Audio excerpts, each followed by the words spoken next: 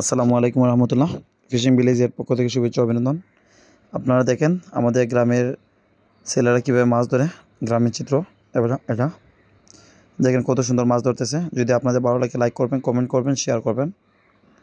এগুলো হচ্ছে আমার ফেভারিট। এগুলো দেখতে ভালো লাগে, সিনারি দৃশ্য ভিউ খুব ভালো লাগে।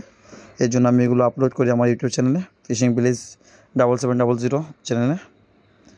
যদি আপনাদের ভালো লাগে তাহলে দেখবেন এই যে একটা মাছ, এই যে মাছ ধরতেছে বাবু।